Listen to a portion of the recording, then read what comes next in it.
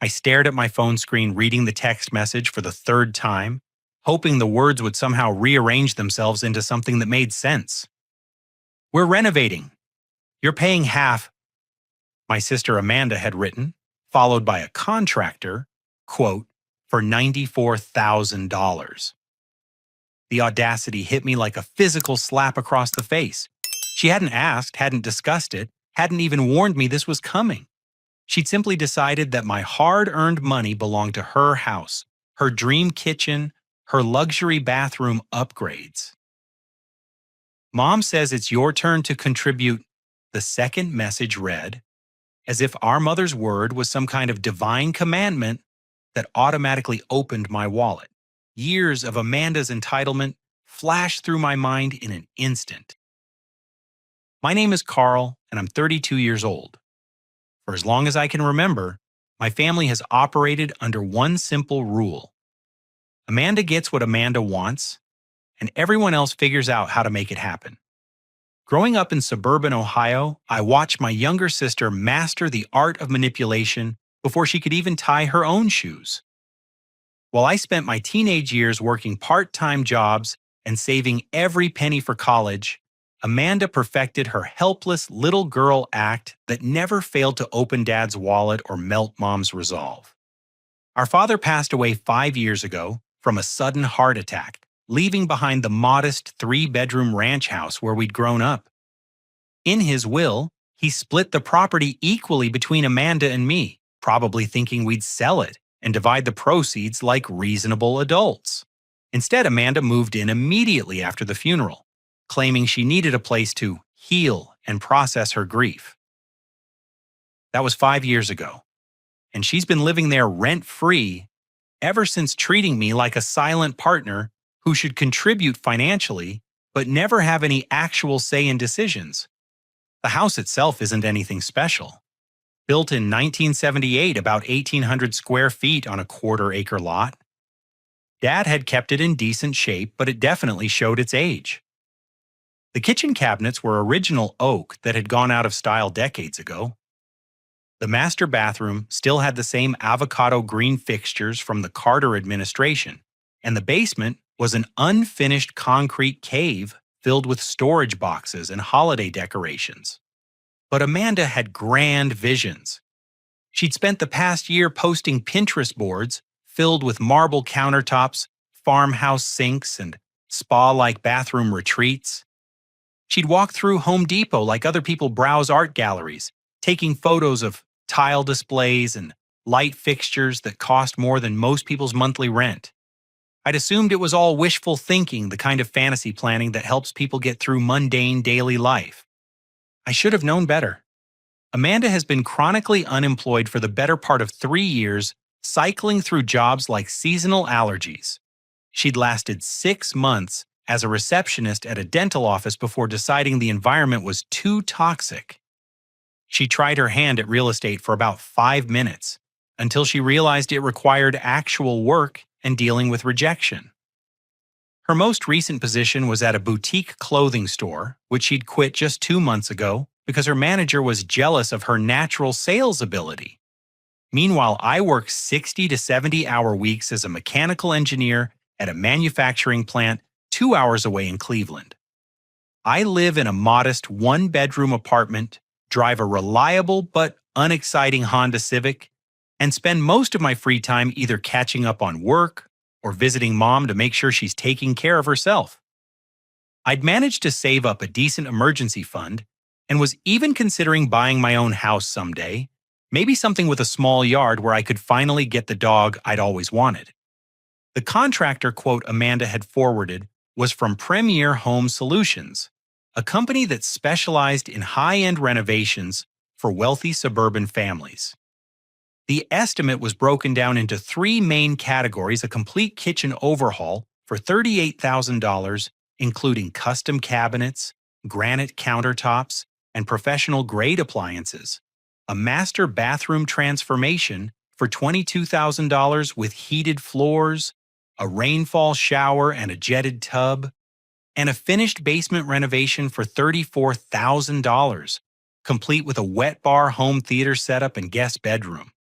Every single improvement would benefit only Amanda. The kitchen would become her personal cooking playground, despite the fact that she currently survived on takeout and microwave meals.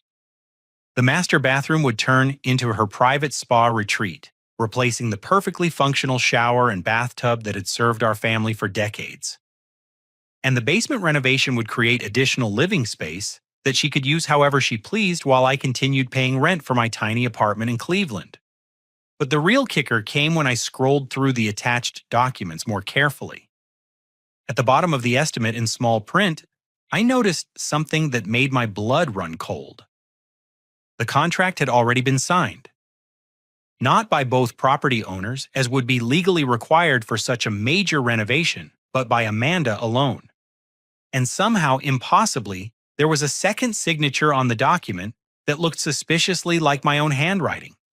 I grabbed my laptop and logged into my email account, searching through months of messages for any communication from Premier Home Solutions. Nothing.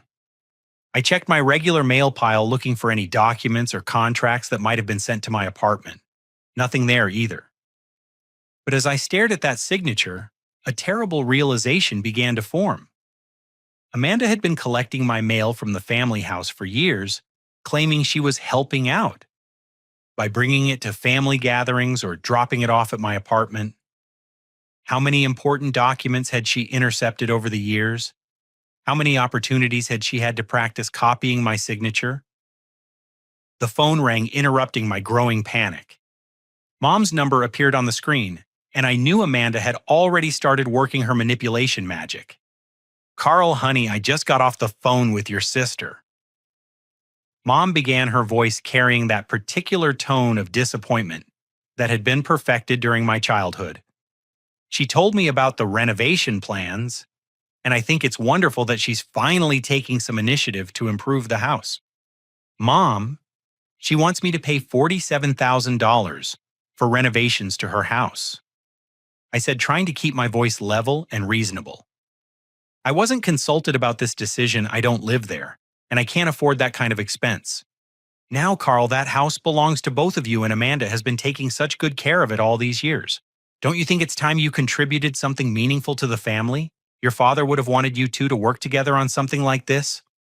The guilt trip was predictable, but no less effective. Mom had always excused Amanda's behavior as youthful exuberance or creative thinking, while holding me to a much higher standard of responsibility and maturity. If Amanda failed to pay a bill, it was because she was going through a hard time. If I questioned her decisions, it was because I was being selfish and unsupportive. "I contribute plenty to this family, Mom. I drive down there every other weekend to check on you. I helped pay for Amanda's car repairs last year, and I've never asked for any rent or utilities from the house that I technically half own." But this is different, honey. This is about investing in the family property, about making it a place where future generations can create memories. Amanda has such beautiful ideas for how to make the house special again. I ended the call feeling frustrated and emotionally drained, which had been the intended effect. Amanda had already poisoned the well, framing my reasonable objections as selfish greed while positioning herself as the visionary family member with Amanda's best interests at heart. My firm refusal to pay for Amanda's fantasy renovation triggered a response that would have impressed professional warfare strategists. Within 24 hours of my no text, she had launched a comprehensive campaign designed to isolate me from our entire extended family and paint me as the villain in her tragic story of sibling abandonment. It started with the phone calls. Mom called 3 times on Tuesday, each conversation more emotionally manipulative than the last. The first call was disappointment. "I really thought you'd come around once you had time to think about it, Carl." The second was guilt. "Your sister is so hurt that you won't support her when she's finally trying to make something of herself." The third was pure emotional blackmail. "I don't have many years left, and I'd hoped to see my children working together instead of fighting over money." But Amanda was just getting started. She called our Aunt Susan in Michigan, sobbing about how her selfish brother was destroying the family by refusing to honor their father's memory through home improvements. She reached out to our cousin Mark in Phoenix, explaining through tears how I was abandoning family in their time of need and making their elderly mother choose sides. She even contacted my high school friends on Facebook, sharing carefully edited versions of our text exchange that made me look like a heartless miser refusing to help his struggling sister. The social media campaign was particularly vicious. Amanda posted a series of Instagram stories that told her version of events with the skill of a seasoned publicist. The first post showed a photo of our father in the house's living room, captioned, "Dad always believed in investing in family and creating a legacy for future generations." The second featured a screenshot of Pinterest boards filled with home renovation inspiration with text overlay reading, "Sometimes your dreams have to wait because not everyone believes in your vision." The third was a tearful selfie, accompanied by a paragraph about learning who your real family is when you need support the most. Each post received dozens of sympathetic comments from friends and extended family members who had no idea what was actually happening. "Stay strong, Amanda, Mambi. Family should always come first. Some people just don't understand what really matters in life." The comments section became a digital lynch mob with people I'd known for years suddenly questioning my character based on Amanda's carefully crafted narrative. But the Christmas ultimatum voice note was when Amanda finally revealed her true nature. I listened to the 3-minute recording in my car during lunch break, watching my hands shake as her voice escalated from disappointed sister to screaming banshee. You know what, Carl Fine? Fine. If you're going to be this selfish and horrible, then don't expect an invite to Christmas this year.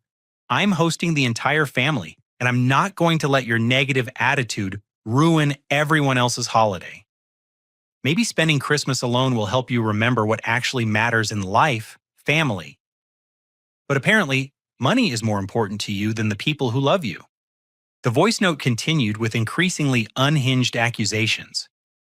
I was apparently jealous of her success and happiness, bitter about her close relationship with Mom, and threatened by her independence and creativity. She accused me of stealing opportunities from her throughout our childhood, of manipulating Dad against her before he died, and of trying to control the family finances like some kind of dictator. As I listened to this verbal assault, something clicked into place. This wasn't really about money or home renovations. This was about control manipulation and Amanda's desperate need to maintain her position as the family's perpetual victim who deserved constant support and accommodation. The renovation project was just the latest scheme in a lifelong pattern of entitlement and emotional manipulation. I decided to do some investigating of my own. That evening, I drove to the county courthouse and requested copies of all public records related to our family property. What I discovered made my stomach turn. Over the past 3 years, Amanda had taken out 4 separate loans using the house as collateral. The first was a $15,000 personal loan from a credit union supposedly for emergency home repairs. The second was a $20,000 line of credit from a national bank listed as property improvements. The third was a $12,000 cash advance from a payday lending company with interest rates that bordered on predatory. The fourth was a $30,000 refinance through a mortgage broker ostensibly to consolidate debt and improve cash flow. None of these loans had required my signature as co-owner because Amanda had listed herself as the sole occupant and primary caretaker of the property. She'd technically committed fraud, but proving it would require expensive legal action that might not even be successful. The total debt secured against our family home was now $77,000, not including the original mortgage balance that Dad had nearly paid off before his death. Amanda had essentially stolen the equity that represented my inheritance, using it to fund 3 years of unemployment and luxury lifestyle choices. But there was more.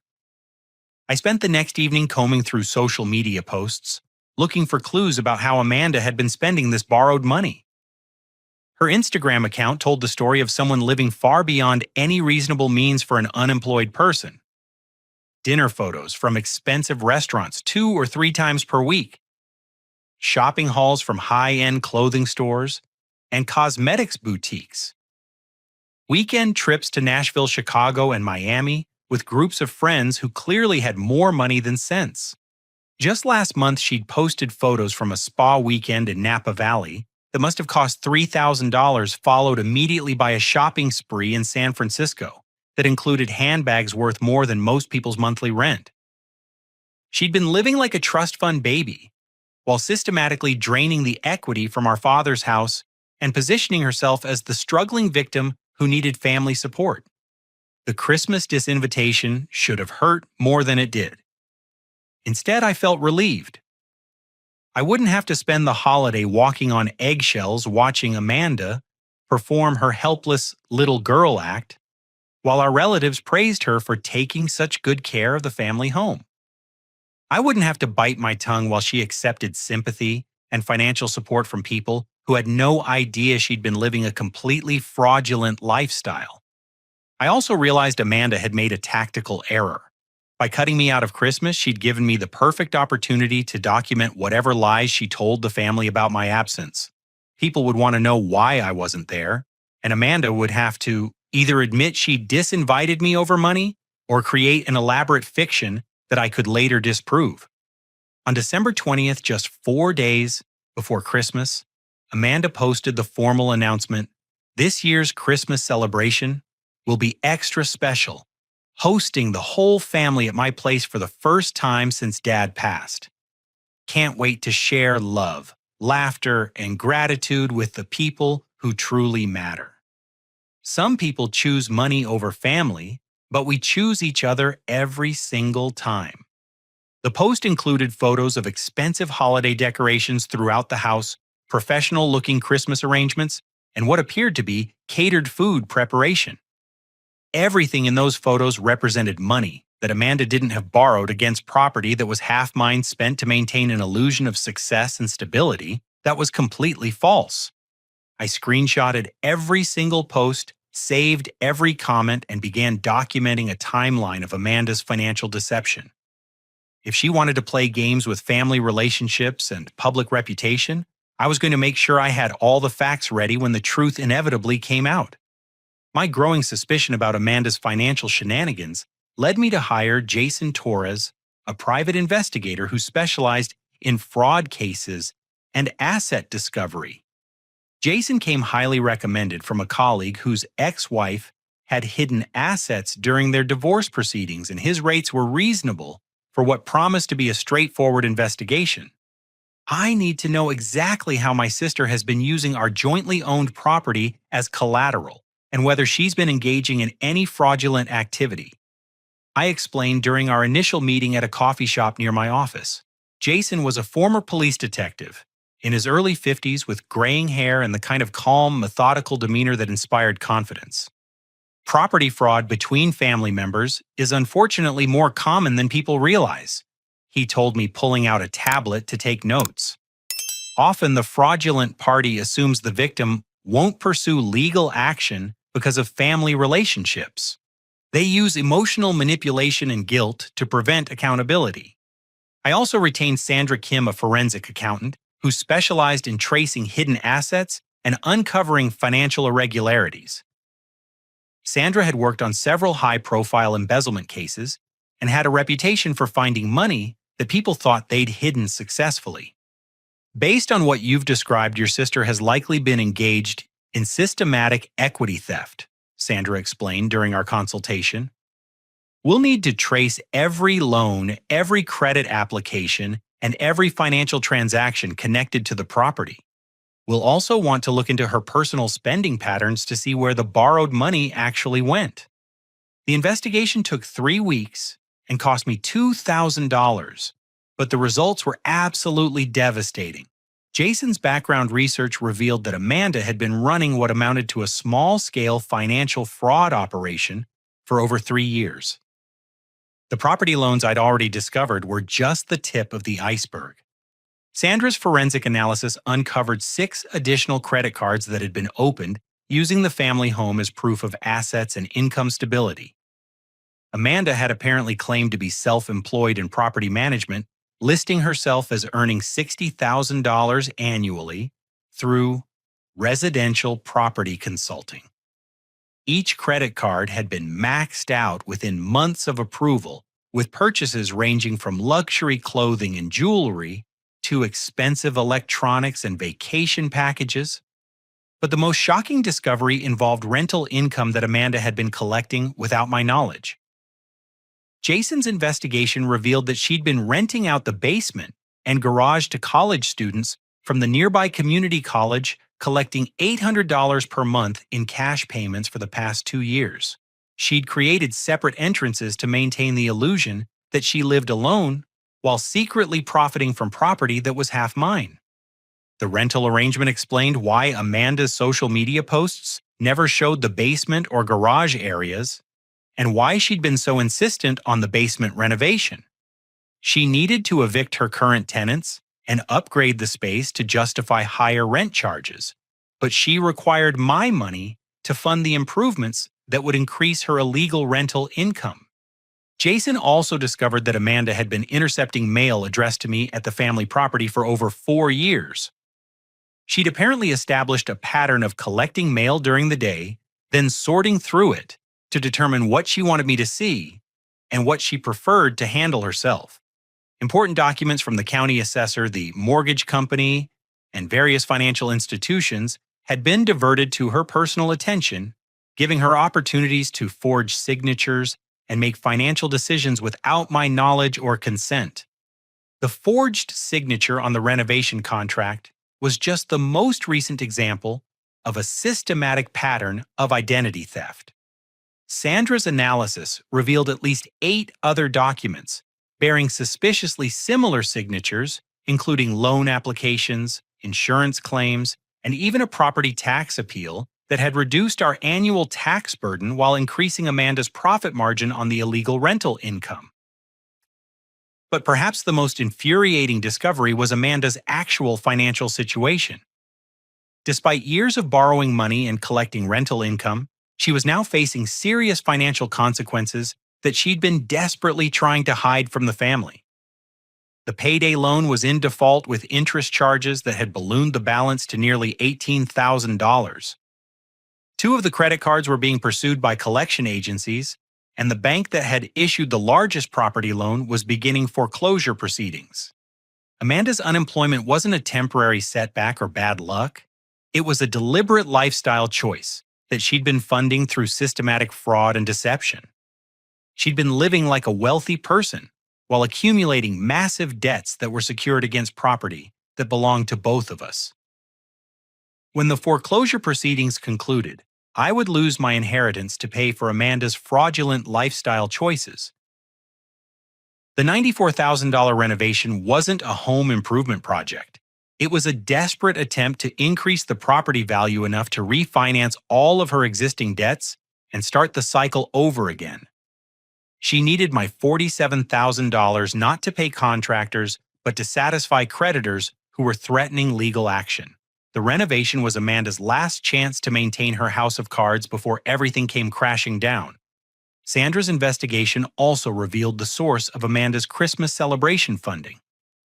Just 2 weeks before the holiday, she'd taken a cash advance against one of her few remaining credit cards, withdrawing $4,000 to pay for decorations, catered food, and gifts for family members.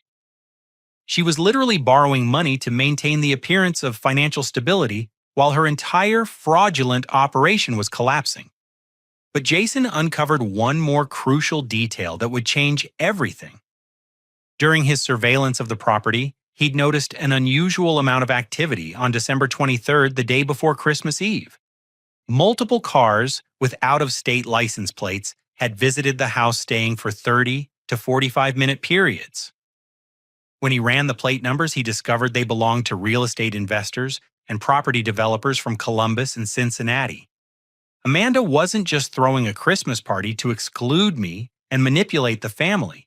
She was secretly showing the house to potential buyers, planning to sell the property without my knowledge or consent.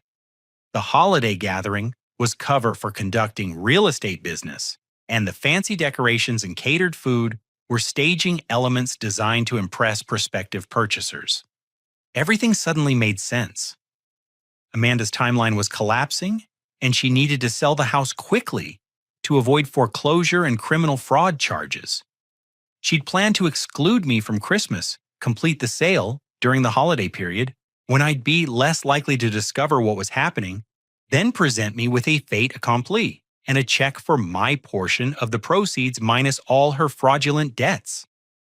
The family Christmas celebration was actually a real estate showing disguised as a holiday party, and Amanda was planning to steal my inheritance to cover her own financial crimes.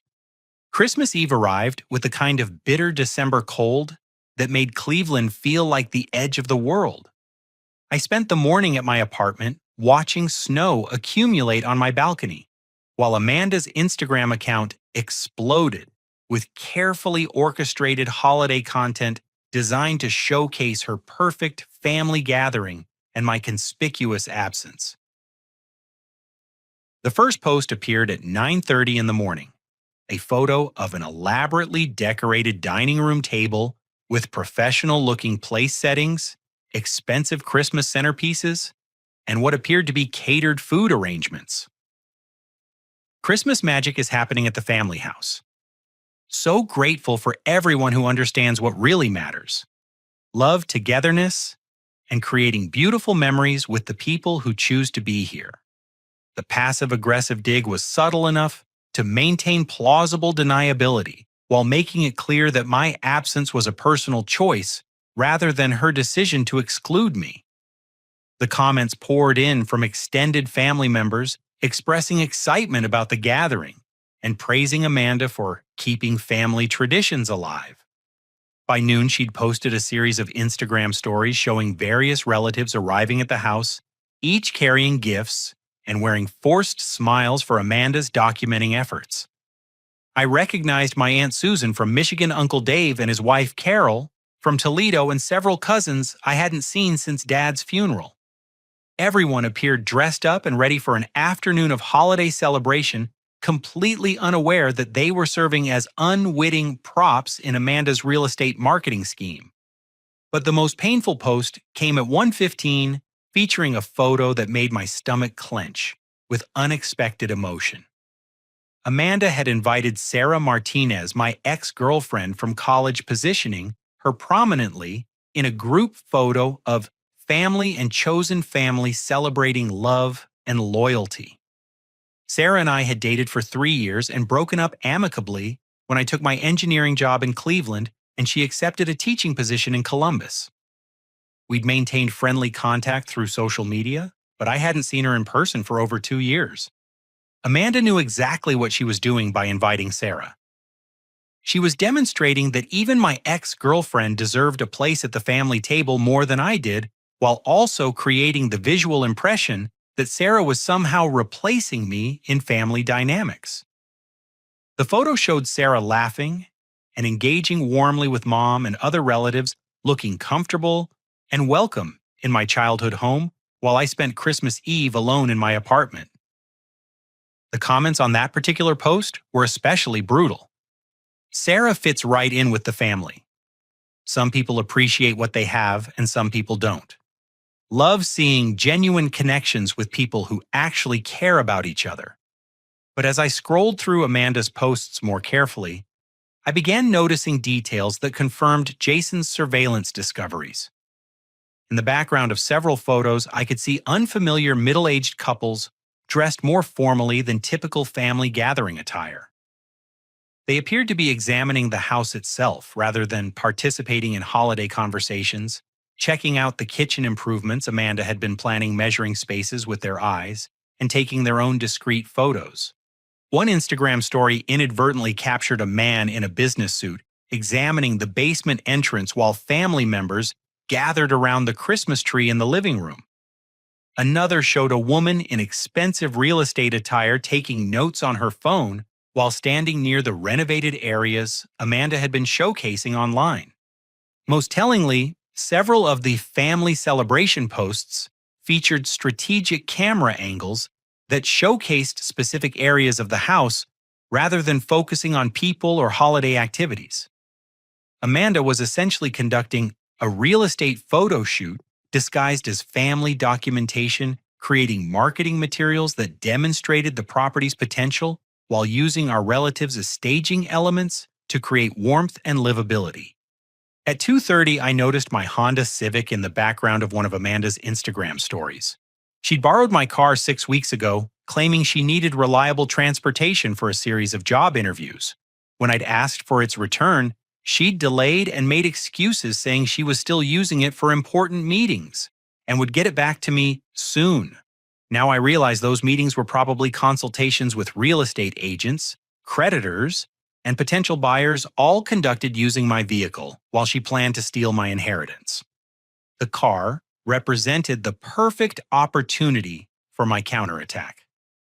Amanda had broadcast its location to hundreds of social media followers, demonstrating that she was using my property without permission while simultaneously excluding me from family gatherings. Her own posts would serve as evidence of both her theft and her vindictive behavior. I called Best Choice Towing, a company I'd used once before, when someone had blocked my apartment parking space. I need to recover my vehicle from someone who's been using it without permission, I explained to the dispatcher. I have documentation proving ownership, and I know exactly where it's located. No problem, sir. We can have a truck there within 30 minutes. You'll need to provide proof of ownership and pay the towing fee, but we handle these situations all the time. I gathered my car registration insurance documentation and spare key, then drove my rental car to a position where I could monitor Amanda's street without being obvious. Jason had taught me the importance of documentation, so I set up my phone to record everything that was about to unfold. At exactly 3:45, I posted my comment on Amanda's most recent Instagram story. Nice PS, the car in your driveway, mine. Tow truck's on the way. Then I sat back and waited for the show to begin. The tow truck arrived at exactly 3:52, rumbling down Amanda's quiet suburban street, like a mechanical harbinger of justice. I watched from my position 2 blocks away as the driver, a stocky man in coveralls and a reflective safety vest, stepped out and began examining my Honda Civic. He checked the license plate against his paperwork, then started positioning the truck for optimal access to my car. Amanda's house exploded into chaos within minutes. Through my phone's camera, I could see family members rushing to the front windows, pointing at the tow truck and gesturing frantically. Someone inside must have spotted my Instagram comment because suddenly the front door burst open and Amanda came running outside in her expensive Christmas dress and high-heeled shoes, moving faster than I'd seen her move in years. Wait! You can't tow that car? She screamed at the driver, who calmly continued preparing his equipment. That's my brother's car, and he said I could use it. The tow truck driver glanced up from his work. Ma'am, I have a work order from the vehicle owner requesting recovery of his property. If you have documentation showing you're authorized to use this vehicle, I'll need to see it now. Amanda's voice escalated to a pitch that probably disturbed dogs 3 blocks away. This is ridiculous. He's just being spiteful because we had a family disagreement. This is Christmas Eve, for crying out loud. By now, the entire Christmas gathering had spilled onto the front lawn. Mom appeared in the doorway wearing her best holiday dress, looking confused and embarrassed. Aunt Susan and Uncle Dave stood on the porch, obviously uncomfortable with the public scene unfolding before their eyes. Several cousins had their phones out recording Amanda's meltdown for their own social media documentation. But most importantly, the well-dressed strangers I'd spotted in Amanda's photos were also watching from the edge of the property. A middle-aged couple in business attire stood near a black Lexus SUV, clearly real estate professionals who had come to view the house and found themselves witnessing a family crisis instead. A second potential buyer, a woman in her 50s wearing an expensive wool coat, was already walking back toward her Mercedes, obviously uncomfortable with the domestic drama. This is absolutely humiliating. I heard one of the real estate people say to her companion, "We should come back another time when they've resolved their family issues." Amanda noticed the potential buyers leaving, and her panic intensified. "No, wait, this has nothing to do with the house. My brother is just having some kind of mental breakdown over family disagreements. The property is still available." The tow truck driver had finished securing my car and was preparing to drive away. Amanda ran after the truck in her high heels, actually grabbing onto the side panel and screaming about property rights and family emergencies. The driver stopped and rolled down his window. "Ma'am, if you don't step away from the vehicle, I'm going to have to call the police. This is a legal recovery of stolen property, and interfering with a tow truck operator is a criminal offense in this state." Stolen property. Stolen. That car belongs to my selfish, vindictive brother who's trying to destroy Christmas because he doesn't want to help family. The driver remained completely professional. According to my paperwork, the vehicle owner reported it missing after multiple attempts to recover it through personal communication. If you have a legal dispute about the car, you'll need to resolve that through the courts or with the owner directly. As my Honda disappeared down the street on the back of the tow truck, Amanda's Christmas gathering completely disintegrated. The remaining potential buyers left immediately clearly uncomfortable with the property dispute they'd witnessed. Extended family members began making awkward excuses about needing to get home before dark or having other holiday commitments to attend. Mom tried to salvage the situation by inviting everyone back inside for dessert and coffee, but the mood had been irreparably damaged. Through the front windows, I could see people gathering their coats and gifts, obviously eager to escape the embarrassing scene. But Amanda wasn't finished. She pulled out her phone and called me directly, her voice, a combination of rage and desperation that probably registered on seismic equipment. "Carl, what the hell do you think you're doing? You just humiliated me in front of the entire family. On Christmas Eve. How could you be this vindictive and cruel? I took back my car that you've been using without permission for 6 weeks," I replied calmly. "The same car you've been driving to real estate appointments while planning to sell our house without my consent." There was a moment of stunned silence. "What are you talking about? I'm not selling anything." "Amanda, I know about the foreclosure proceedings. I know about all the loans you've taken against the house. I know about the basement tenants you've been hiding. I know about the forged signatures on financial documents. And I know that today's Christmas gathering was actually a cover story for showing the house to potential buyers." Another silence, longer this time. When Amanda spoke again, her voice had changed from angry to calculating. "I don't know what lies people have been telling you, but you're completely wrong about everything. I've been taking care of our family property for 5 years, while you've contributed nothing. If there are financial issues, it's because I've been struggling to maintain a house that you should be helping support. The basement rental income alone has been $800 per month for 2 years, Amanda. That's over $19,000 you've collected from property that's half mine, not including all the equity you've stolen through fraudulent loan applications." This time the silence stretched long enough that I thought she might have hung up. When she finally responded, her tone had shifted again, becoming wheedling and manipulative. "Carl, I think you're confused about some things, and maybe we should sit down after the holidays and clear up any misunderstandings. But right now you've ruined Christmas for our entire family. Mom is crying, everyone's upset, and you've made yourself look like a complete monster over a car that I would have returned to you anyway. I'm sure you would have returned it right after you finished selling the house and disappeared with my half of the proceeds." The line went dead. I drove to the towing company lot to retrieve my car, feeling simultaneously vindicated and emotionally drained. The tow truck driver, whose name tag read Miguel, was finishing paperwork when I arrived. "Family disputes are the worst," he said, shaking his head. "I've been doing this job for 12 years, and I've seen every kind of crazy you can imagine. But when family members start stealing from each other, it gets really ugly really fast." As I was signing the release forms, Miguel mentioned something that stopped me cold. You know, I remember that address from a few months ago. Same lady called us to tow a van that belonged to some contractors who were working on her house. She claimed they'd abandoned it in her driveway, but when we got there, the contractors were still working. They said she was trying to avoid paying them for work they'd already completed. The final piece of Amanda's pattern fell into place. She'd been using towing companies as weapons against anyone who threatened her fraudulent lifestyle.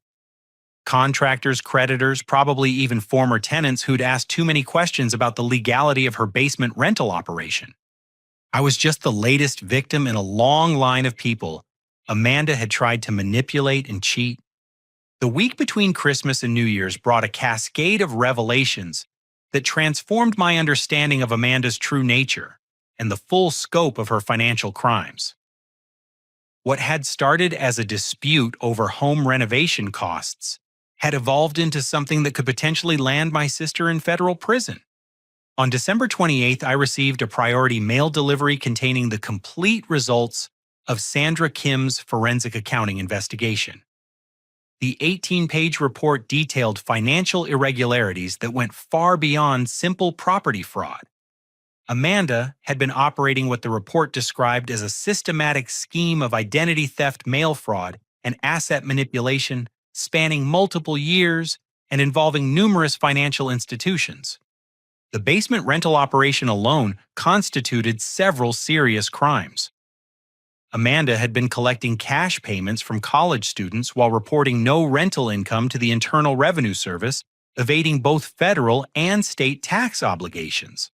She'd also been requiring tenants to pay additional fees for utilities, parking, and property maintenance that were never actually provided, essentially running a small-scale extortion operation targeting vulnerable young adults who needed affordable housing. But the mail interception was perhaps the most serious violation. Sandra's investigation had uncovered evidence that Amanda had been systematically diverting my correspondence for over 4 years, not just to hide her own financial activities, but to actively impersonate me in communications with creditors, government agencies, and service providers. She'd apparently used intercepted mail to gather personal information needed for identity theft, then destroyed the evidence to cover her tracks. The forensic analysis revealed at least 14 separate instances where Amanda had forged my signature on documents ranging from property tax appeals to insurance claims to loan applications. In several cases, she'd actually increased coverage or benefits by claiming that both property owners lived in the house full-time, then pocketed the additional payments while leaving me legally liable for any claims or obligations. Most disturbing of all, Amanda had been intercepting and responding to official correspondence from the county assessor, the mortgage company, and even the Social Security Administration. She'd been filing fraudulent tax returns claiming me as a dependent while simultaneously using my identity to secure credit and loans that I knew nothing about. The report estimated that her various schemes had generated over $200,000 in illegal income and financial benefits over the past 4 years. Jason Torres called me on December 29th with additional information that made my blood run cold. His investigation had uncovered connections between Amanda and a network of other individuals engaged in similar property fraud schemes. Apparently, she'd been working with a mortgage broker named Derek Patterson, who specialized in helping clients secure loans using questionable documentation and inflated property values. Your sister wasn't operating alone, Jason explained during our phone conversation. Patterson has been running what amounts to a loan fraud mill, helping people extract equity from inherited properties through fake renovations, forged signatures, and falsified income documentation. The FBI has been investigating this network for over a year, and your sister's activities fit the pattern perfectly. Patterson's operation involved recruiting people who had inherited property but weren't actively managing it, then helping them create elaborate schemes to extract maximum equity through fraudulent means. Amanda had apparently been referred to Patterson through connections she'd made during her brief real estate career, and he'd provided her with templates, documentation, and even coaching on how to forge signatures and manipulate financial records. The $94,000 renovation contract wasn't just an attempt to get my money, it was part of a larger scheme to inflate the property value artificially, then secure additional loans based on the supposed improvements. Patterson's company would have done minimal actual work while documenting extensive renovations, creating fraudulent before and after photos, and generating fake receipts that could be used to justify increased property values and additional borrowing capacity. But Jason's investigation had also revealed something that made my situation even more precarious. The FBI had been conducting surveillance on Derek Patterson's operation for several months, and they had detailed records of Amanda's communications with his company. My name appeared in multiple documents as a co-conspirator in the renovation fraud scheme, based entirely on the forged signatures and fraudulent communications Amanda had been creating. The good news is that your quick action in refusing to participate and your decision to hire investigators probably saved you from serious criminal liability, Jason told me. The bad news is that you're going to need an attorney immediately because the federal investigation is moving forward rapidly and you'll likely be contacted by law enforcement within the next few weeks. I retained Barbara Chen, a criminal defense attorney who specialized in financial fraud cases and had experience representing victims of identity theft. Barbara's preliminary review of my documentation confirmed that I was likely to be treated as a victim rather than a conspirator, but she warned me that federal investigations could be unpredictable and time-consuming. Your sister has been using your identity so extensively that it's going to take significant effort to untangle your finances from hers, Barbara explained during our consultation.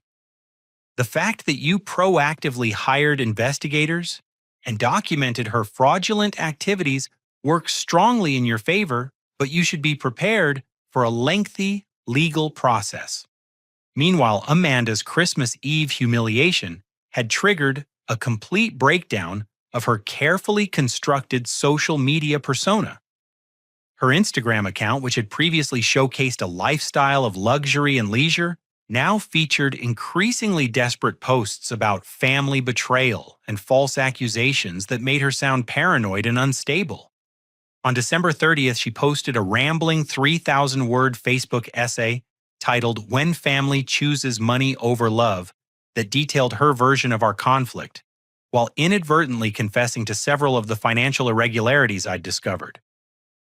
She claimed that any money she'd borrowed against the house was necessary for maintenance and improvements that Carl should have been helping with all along.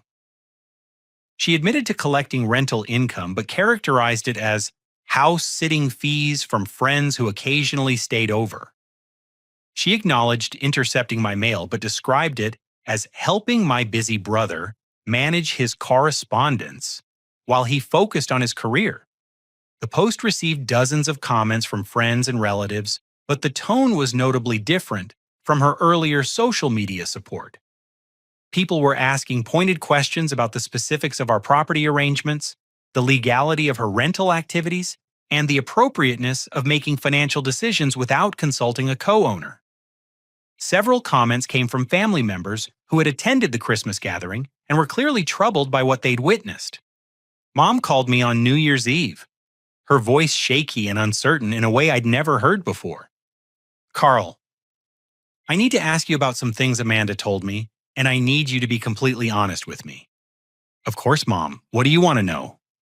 "Did Amanda really forge your signature on legal documents? Has she been stealing money from you?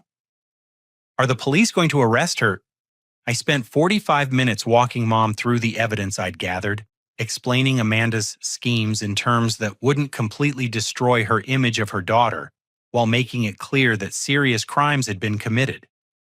By the end of the conversation, Mom was crying. "I don't understand how this happened," she said through her tears. "I thought Amanda was finally getting her life together. I thought she was taking responsibility for the family property. How did I miss all of this?" "Amanda is very good at manipulation and deception, Mom.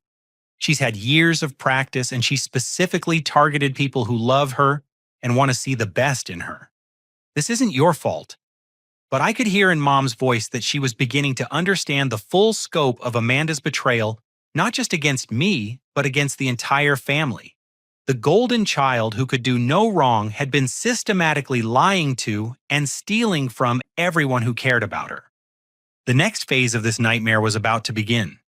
6 months later, I stood in the kitchen of my new house, watching morning sunlight stream through windows that overlooked a small but well-maintained backyard where my adopted golden retriever, Murphy, was investigating interesting smells near the fence line.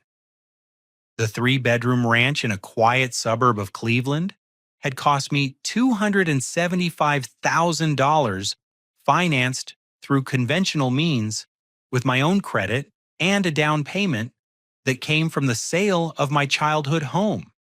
Amanda had agreed to plead guilty to federal charges of mail fraud, identity theft, and tax evasion in exchange for a sentence of 18 months probation, 600 hours of community service, and full restitution of the money she'd stolen.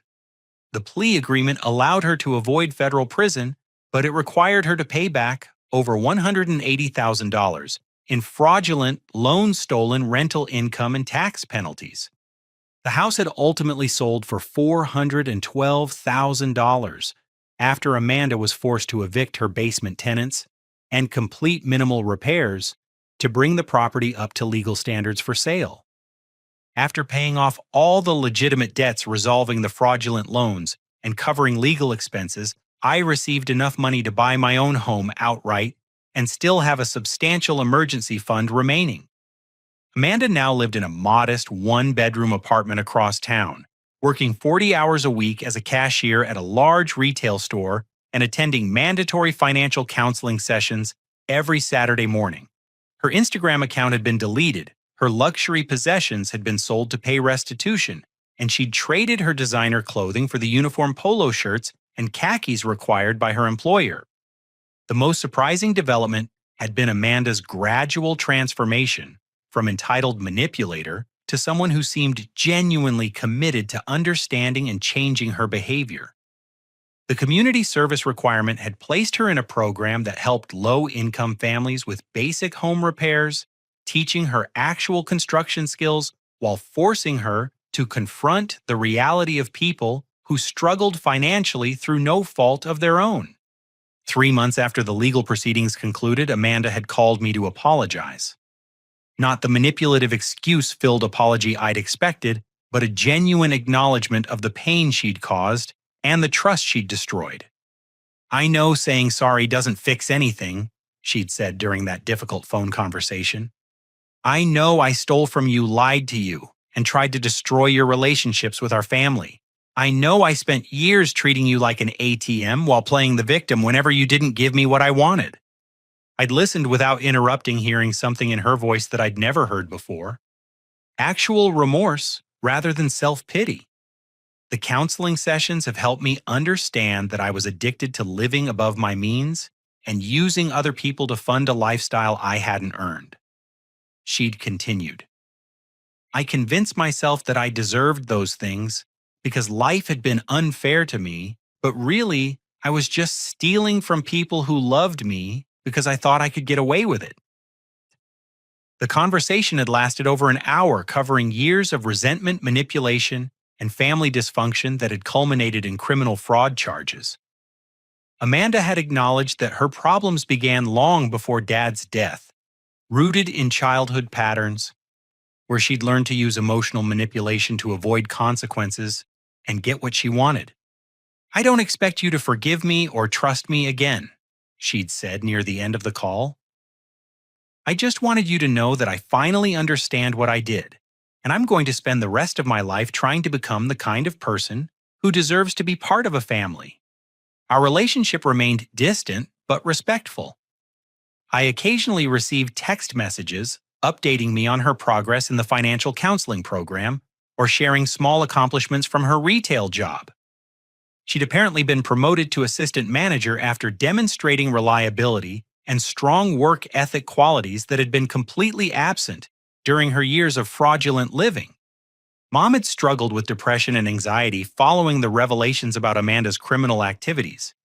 but she'd eventually begun attending her own therapy sessions to process the guilt and confusion of learning that her favorite child had been systematically deceiving everyone for years.